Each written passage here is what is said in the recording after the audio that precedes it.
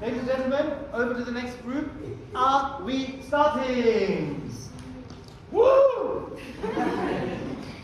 The amazing dance of the air. In the beginning was the formation of one continent called Pangaea. It had very warm temperatures where dinosaurs lived happily. The temperatures began to increase. The heating occurred from beneath in the Earth's crust, and that caused a volcanic eruption that led to the extinction of dinosaurs.